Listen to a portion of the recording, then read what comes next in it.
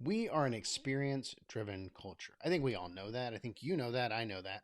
When you look all around, you see people looking for a new experience or looking for better experiences or memorable experiences. In fact, our culture has shifted in such a way that people are willing to spend lots of money for an experience rather than spend lots of money on something that they get, a thing. And so it begs the question, what do our church experiences offer people? We have Sunday morning services week after week after week. And is the experience that people are having, is it memorable? Is it fun? Is it something that they want to come back for over and over again? And I think part of what we're seeing as our church attendance is either declining or not rebounding from our COVID experience over the last 2 years, what we're seeing is people, they're raising their hands and they're saying, I don't really want that experience anymore, so I'm not going to spend the time to do it. What I want to do today is I want to give you 3 ways you can increase the experience people are having at your church, whether it's events, it's Sunday morning service, it's small groups, whatever it is.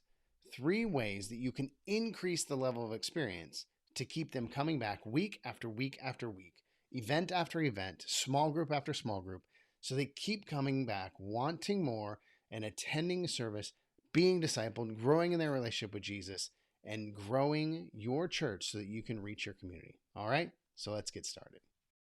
So the big question is this: how do pastors like us who remain focused on the mission of Jesus and serving our communities without being distracted by everything in the world around us, how do we increase our effectiveness while living a lifestyle that doesn't compromise our health, our families, or our personal relationships with Jesus? That's the question this podcast is going to answer. I'm Dr. Brandon Party Cooper, and welcome to the Ministry Hackers Podcast. Welcome to this episode of the Ministry Hackers Podcast. I hope you are doing wonderfully wherever you are, whatever it is you are doing, however this episode is reaching you, whether you're watching on YouTube, whether you're listening on Apple Podcasts or Spotify or one of the other 15 or 20 channels that you can find this podcast. I hope that you are doing wonderfully. I have my children in their bedrooms, hanging out, playing with their toys. And so I have a few minutes that I get to spend with you, which I'm super excited about. And I'm super excited because in a few days, I'm going to open the doors to the Dream Life and Ministry cohort. And I know I've been talking about this a little bit over the last few episodes, and I kind of been letting a little bit out, but I'm super excited because it's about to happen for months now, starting all the way back in, I want to say October, November of last year. I started working on this opportunity for pastors and ministry leaders just like you. And where it came from was I've been doing coaching and consulting for the last several years. I do a lot of one-on-one, a lot of sit down and have conversations and problem solve and walk through frameworks, lots of those things. But one of the things that I have missed is I've missed the community of pastors together. And one of the things that I keep getting back from pastors is this conversation of, I really wish that I could talk to other pastors, or wish I was connected with other pastors. And maybe you are. Maybe you have a whole group of pastors on your staff, or a whole group of pastors in your city, or maybe you're connected with pastors all over the country, and that's great. But not every pastor is there. Not every pastor has somebody that they can really sit down and talk to. They can bounce ideas off of. They can brainstorm. They can bring the crazy idea that they just had to a group of people and say, hey, what do you guys think about this? And have them speak into it. Not everybody has that. And as I had conversations with pastors over and over again, that was the one thing that they kept coming back was, I wish that I just had somebody, a group of other pastors that I could talk to and share ideas with and listen to, and who understood where I was and understood my struggles and understood the difficulties of balancing ministry and family and all of that. And so that was really kind of where this birthed, this idea of having a cohort of pastors and ministry leaders just like you, walking step by step through the frameworks that I have to live this dream life and ministry that God has created for us, figuring out how to do ministry at a high level, but at the same time, have time with family and friends and hobbies and travel and whatever it is that we're wanting to do. Do those two things together, walk through this together. And so that's where the Dream Life and Ministry cohort came from. That's where the idea came from. And so in a few days, all that's going to come to a culmination, and we're going to open the doors and we're going to invite you in to be a part. And so I want to invite you today to go to brandonpartycooper.com/get a free getaway And when you do that, you'll go there, you'll see the page where you can sign up to get your list of 10 free getaways that you can visit around the country. They're free to you. These people have opened up their ranches and their cabins and all the different properties that they have. They've opened them up for pastors and ministry leaders and said, hey, we believe in what you're doing and we want you to come and stay at our location for free. Some of them go up to 14 days. You can stay for free for 14 days in their beautiful locations and have a getaway where you can relax and rest. So when you go to the brandonpartycooper.com/free getaway, you'll get the list. You can check it out. You can look around the places around the country, but then you'll also be put on the list to receive the first information when the doors open. You'll be the first to know when the doors open, when the Dream Life and Ministry cohort is available, and you'll be able to get in right away. You get all the bonuses, all the extras, everything that's part of the cohort. You'll see all of that and you'll be able to jump right in. So again, go to brandonpartycooper.com/free getaway and you'll get your list. You'll be the first to hear about the Dream Life and Ministry cohort. And I'm super excited. I really want you to be a part of this because I think it's going to be a game changer for many pastors who are coming into this cohort. And not only are we going to do lots of information and cover lots of strategies and tactics and a lot of practical things, but we're also going to have a lot of fun. And I'm excited about that part. I've been a part of different groups and masterminds where we just do a lot of information stuff, which is great. But I wanted to create something that's fun, that's enjoyable, that we can really come together and have a good time together. And so again, go to brandonpartycooper.com/free getaway, get your list, be the first to hear about the Dream Life and cohort when the doors open. And I'm super excited to see you in there. Okay, so when we talk about the Dream Life and Ministry cohort, one of the steps, one of the pieces of the framework is creating engaging experiences. Now, we all have experiences. You have an experience at your church. Your Sunday morning service is an experience. Your kids' ministry is an experience. Your small groups is an experience. Whatever you have going on at your church, there's an experience that's a part of that. When people come in and they're a part of those pieces of your ministry, they have an experience. Now, the question is what kind of experience are they having? Now, I know for me, I look over my years of ministry and I look over the things that I've done and the events that I've thrown and the services that I've ran. And there is this almost this objective mindset that I have. Okay, so Sunday morning service, here are the things that we have to cover. Here are the things we have to do. Here are the things we have to build into the service. We have an objective mindset. But the problem is that when people come into our services, when they walk into the doors of an event, when they attend a small group, they don't have objectives. They're not looking to check things off the list. They're not coming in and saying, okay, now when I get there, I want to do this and I want to do this and I want to do this. That's not how they approach it. They approach it as they walk through the doors and they're like, what's going to happen? What are we going to do today? What am I going to experience as a part of this service, small group event? And so there's a disconnect a lot of times between how we as pastors and ministry leaders put together events, put together services, put together small groups, put together whatever it is we're doing. There's a disconnect between how we approach it and how people are walking in looking to experience it. And I want to close the gap on that a little bit today because that disconnect is part of the reason that we are losing people and they're not coming to church. They're not returning from COVID. They're not returning week after week. They're coming maybe once every couple weeks, if we're lucky, once every month, most likely, sometimes once every 6 weeks to 8 weeks. And they would consider your church their home church. They would say, yeah, I go to such and such church, but if you're looking at the attendance or even if you're just looking around the room, you see them once every couple months. And the disconnect sometimes, and I think a lot of times the disconnect is it's how we're approaching it. If you've ever read the book Be Our Guest, it's a book talking about, it's about Disney and how they approach, particularly their parks, how they approach the experience that the guests have. They approach it from this mindset of how do we give the guests the best experience? What are the things that we do? And they're very detailed. They're very detailed on how they create an experience for the guests when they walk through the doors. Do we do that? I don't. I know that I haven't done that in the past. I know that that's not how I approach a Sunday morning service. I don't ask the question, what's the experience that people are going to have? I ask the question, how are we going to get all the things done that we need to? And I want to challenge us today because engaging experiences is what people are looking for. Across the board, we're seeing this in every aspect of society, from the oldest generations all the way to the youngest generations. They're looking for experiences. They're looking for things that they get to remember, memories they can create, experiences they've never had, doing something that maybe they have not been comfortable doing before and they're trying to do it for the first time.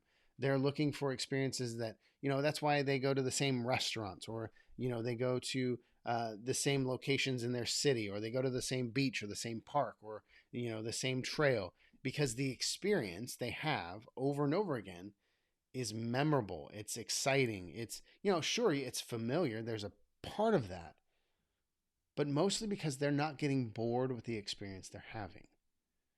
And I think what's happening too often is that people are getting bored with our experiences, with our services, with the events that we're throwing, with whatever we're doing. People are getting bored. It's predictable. It's the same thing every week. And a lot of times they're not leaving Sunday mornings, or they're not leaving whatever event they're attending. They're not leaving saying, "Man, that was so awesome. I'm so glad I came. I can't wait to come back again." In fact, I think a lot of times what people are doing, especially with our Sunday morning services, is they know that if they miss this week, there's another one next week. And the experience level isn't high enough for them to be compelled to say, "But I don't want to miss this week because I don't know what I'm going to miss."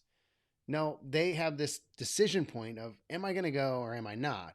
They kind of know what they're going to get. They already are familiar with what's going to happen. It's not something that they're really compelled to do again. They're not driven to do it again. So what they do is they sit at home and they say, we'll go next week, because this week is pretty much like next week, and next week is going to be pretty much the same thing as last week. And so there's really no compelling reason for me to go, because the experience is pretty much the same thing every time. And I feel obligated, or maybe I miss church, and so I'll go next week, but I'm not really going to go this week. In fact, what I'll probably do is I'll just turn on the online service, because then I can hear the word and I can kind of experience worship, and I can get what I'm wanting. I'm going to fulfill the objective of attending church by turning it online. I can fulfill the objective of getting my scriptural, diet filled, because I'm hearing the sermon, but I don't really care for the experience, and so I'm just not going to go. And as pastors and ministry leaders, we're wanting to know, why are people not coming back? Why are they watching online and not coming to our Sunday morning service? Well, the reason is because the experience that they're having when they walk through our doors is not enough to compel them to come. Now, I know that the kickback, and I hear it from other pastors and ministry leaders all the time, is, yeah, but Brandon, we don't have the budget, or we don't want to get all this crazy smoke and lights and da-da-da-da. We don't want to do all of that. And I get it. And I understand, because it's a lot of time. It's a lot of planning. It's like you're doing a whole production and a whole show every week, and that just gets to be exhausting. And really, honestly, if we're truly honest with ourselves, there's a part of us that doesn't like that, because that's not really what ministry is. Sunday morning service shouldn't be a show every week. And I agree with that. And I don't even think that it's going to cost a lot on your budget. I don't think it's going to cost a lot on your time, even necessarily, to create a wonderful experience. I want to give you three ways that you can increase the experience people are having when they come to your church, when they come to your events, when they come to small groups, whenever they come on your campus. 3 ways that you can boost the experience, make it an engaging experience for them, without having to spend lots of money, without having to spend lots of time. And the first one, and probably the biggest one, is every time that they come into a service, every time they come into an event, give them an encounter with Jesus. I know that this goes without saying. I know that, that's like, oh, of course, Brandon, like that's not groundbreaking. That's not an aha moment. But here's the thing. We spend so much time working on the service and making sure it's excellent and it's running well and everything is where it needs to be and running perfectly and the cues are hit and there's not dead time. Like, we spend so much time working on those pieces that we forget that the reason people come to a Sunday morning service, the real reason, deep down at their core, is that they want an encounter with Jesus. And that comes through prayer, that comes through preparation in the sermons, that comes through preparation on the worship songs, that comes with just creating an environment where people are not distracted by a million things and they can really just be in the presence of Jesus. Now, is Jesus there? Yes, obviously he is. Is there an opportunity for people to have an encounter with Jesus? Yes, every Sunday, every event, yes, there is. But the question is, are we creating an environment where that can happen? Are we spending enough time in prayer so that the spiritual climate is ready for people to have an encounter with Jesus? Are we preaching our sermons in such a way that people are not distracted by all the ums and ahs and all the rabbit trails and all the randomness? Are we preaching a concise sermon? Are we bringing Scripture alive? Are we taking Scripture and we're bringing it to life, and we're bringing the words of Jesus to life and the words of the prophets to life? Are we taking the Scriptures and making them alive? Or are we on our soapboxes? Are we sharing our own opinions? Or are we grabbing from the latest political conversation or the latest hot button topic, or some story that we heard? Are we spending more time on Scripture or more time on all the peripheral things? Because one thing that I know is that when you bring the stories of Jesus to life, when you bring the stories of Scripture to life, when you take the Bible and you bring it to life to people, there is power that's going to change lives. And the encounter with Jesus almost becomes a natural next step.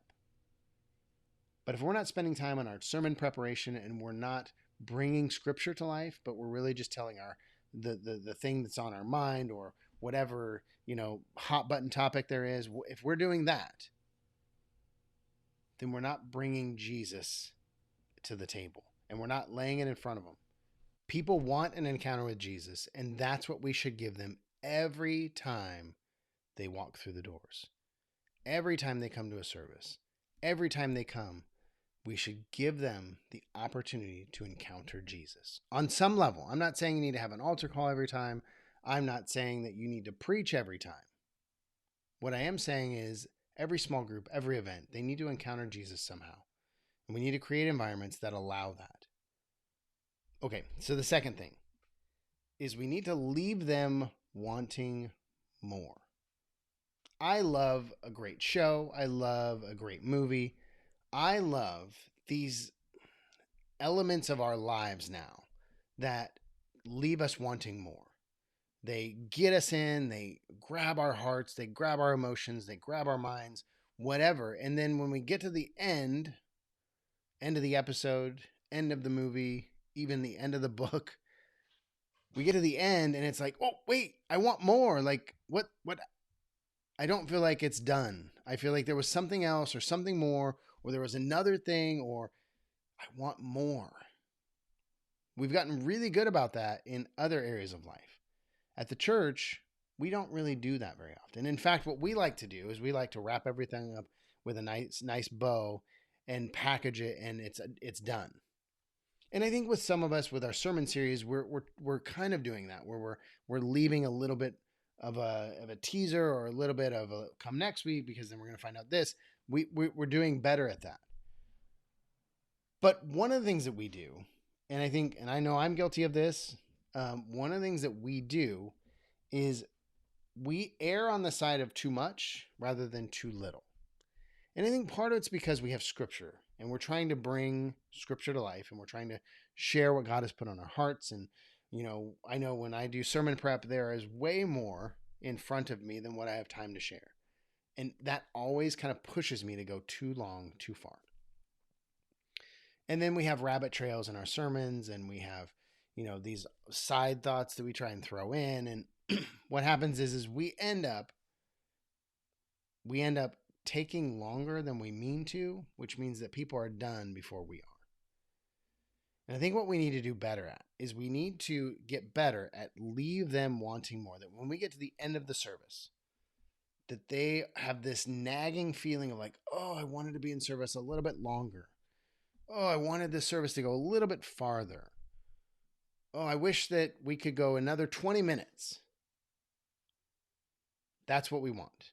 And again, as pastors and ministry leaders, we don't like that. We want to give everybody exactly what they're wanting. If they want to go 20 more minutes, well, we're happy to give them another 20 minutes. But what that does is it leaves them satisfied and sometimes then wishing that we would have stopped sooner. And what that does is it fights against the natural desire within us as human beings to desire to come back, to desire to want more. If week after week after week, you are leaving your congregation, if you're leaving them at best satisfied, and at worst wishing that you would have stopped 5 or 10 minutes sooner, then you are decreasing the likelihood that they're coming back the next week.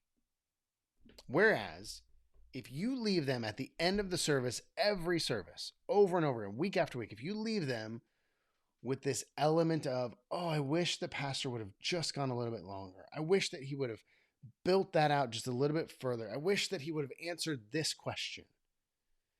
If you leave them just wanting just a little bit more, then the likelihood of them coming back the next week to get that little bit more is a lot higher. They're going to come back the next week because there is something built into us. This is why we binge watch TV shows now. Partially because we can. The technology is available for us. But we get to the end of that show, and we've watched 5 shows, and we're at the end of the 6th show, and we're like, oh, I really need to go to bed. But then the show ends, and it leaves you with this cliffhanger. It leaves you with this wanting to find out what happens next, this want for more. And we're like, I can do one more show. And we could do another show. And then it's built into us as human beings, this desire to see something until we're satisfied, to see it through. And what we've done very good, at least in the entertainment industry, we've figured out how to not allow you to get satisfied, but allow you to want just a little bit more so you keep coming back. Well, in the church, we need to figure out how to do that as well. And most of the time, we err on the side of going too long rather than too short. In fact, philosophically, most of us, if I pressed you and had questions and we were to sit down and have coffee and talk about it, most of us would we would prefer to go too long and leave people satisfied than go too short and leave them wanting more. And that desire, that philosophical desire to leave people satisfied, is the exact reason, one of the reasons why they don't come back week after week. Because they're satisfied. And they don't have this built-in human desire, this innate need for more, because they're satisfied. What we want them to do is we want them to want more. So that all week long, they're thinking about, oh, I can't wait to get back to church because I want more. Now, I think when they have an encounter with Jesus each week, then they naturally want more. There is this deep want for more. I want to be in God's presence more. I want to spend time with Jesus more. But really healthy Christians, really healthy individuals who are in their scriptures and doing their devotions and seeking God throughout the week, they don't need our Sunday morning services to have more. They're getting more throughout the week. What they're coming to is they're coming to our services because they want a good sermon. They want to hear you preach the word. They want to hear you bring to life the word. And if you're preaching for 45, 50, 60, 75 minutes, you're leaving them at best satisfied. And at worst, you're leaving them exhausted. They're not going to come back week after week. But if you're preaching 20, 30, 35, maybe 40 minutes, then you're leaving them wanting more. And that keeps them coming back week after week. So that's the second thing. Leave them wanting more. And then the third thing, the final thing, number 3, make them feel good. Now, don't misunderstand me when I say that. I'm not saying you just preach happy sermons and you stay away from all the bad stuff and all the things that make people feel bad and don't water down the gospel. I'm not saying that. I say preach the gospel, all of it, every bit of it. We need to have a good, solid diet of scripture in the course of a year in our services. I'm not saying water it down. I'm not saying stay away from things. I'm not saying that. And I'm not, because I don't want you to think that I'm saying, well, stay away from the parts that make people feel bad. No. If they're having an encounter with Jesus, then those bad parts don't make them feel bad. They drive them to Jesus. So preach every bit of the scriptures, whether it's good or bad, however that makes them feel.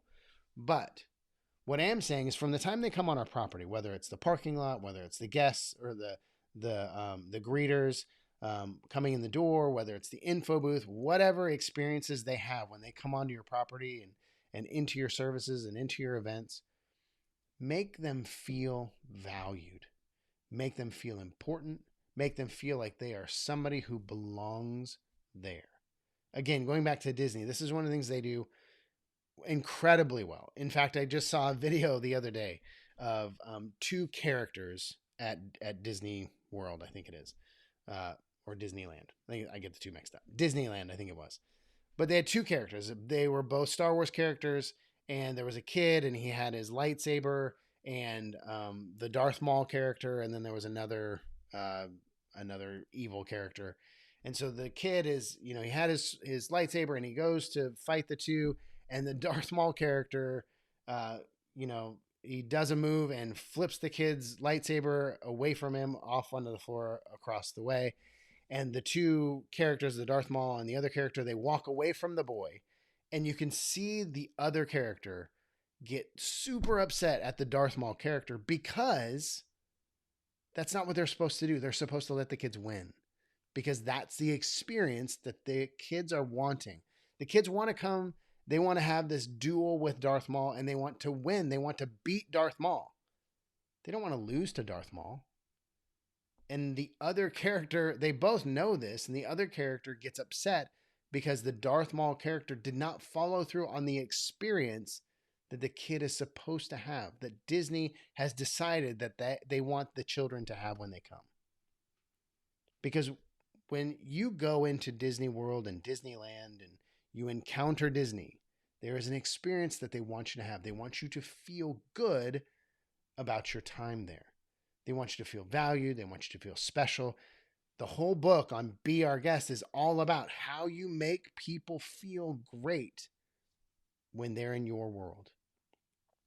When people come into our world, come into our church, into our services, do they feel good?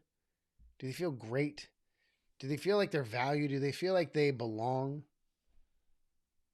Make people feel good when they come into your world.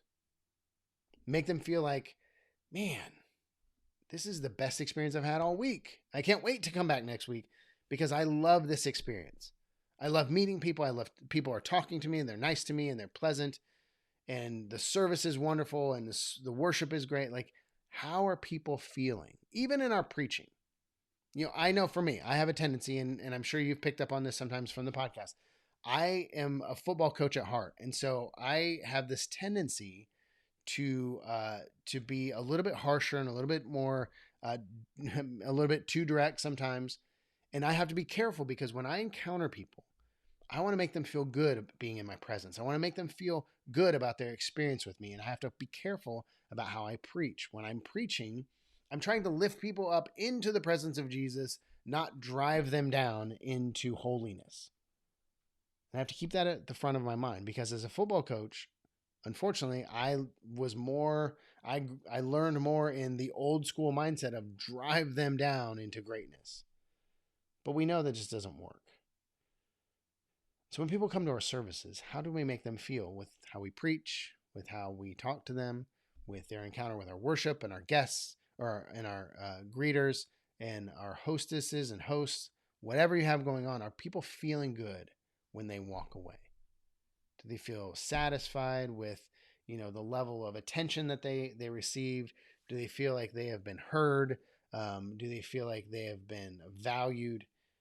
How do they feel? Do they feel good walking away from service? Now, again, if they're getting an encounter with Jesus, then they're feeling pretty good, which is why it's the number one thing that we need to do. Give them an encounter with Jesus. But sometimes they don't. they don't have an encounter with Jesus. So if they're not having an encounter with Jesus, are they walking away from their encounter with us feeling good about themselves? That's the question we need to ask. That's what we need to provide. We need to provide them encounters with Jesus, yes. And we need to leave them wanting more, yes. But we also need to make sure that when they leave our doors and go off of our property, that they feel good about their time with us, the experience that they've had. Because having engaging experiences is one of the number one reasons people come back week after week after week. And we want that. We want them to keep coming. And we need to put in the effort, whatever that looks like, to create an engaging experience. So people, when they come, they feel drawn in, they feel a part of it, they feel good about it, they feel like they want more, they feel like they came for what they were looking for, it was memorable, and they want to come back next week, or the next event, or the next thing, or come back whenever the doors of the church open again. Because it was an experience that they want over and over and over again. And when we do that, when we start giving these engaging experiences, when we do that, then we'll start to see our attendance rise. We'll start to see our community grow. We'll start to see people from our community just start to come to our churches because they've heard of the experience that people are having. That's what we want. An engaging experience that draws people in and gives them something that they can feel good about themselves, they can encounter Jesus, and they want to come back for more over and over and over again. And so I hope this is helpful. I hope that you can start already to see how you can create more of an engaging experience at your church and all of your ministries. I hope this is helpful for you to see where people are, that they don't approach a service or an event. They don't approach it from an objective standpoint. We have to get this done, this like we do. They approach it as, what am I going to experience today? And we need to look through that lens to offer our best for them week after week. All right? Hope you have a wonderful day, and I'll see you in the next episode.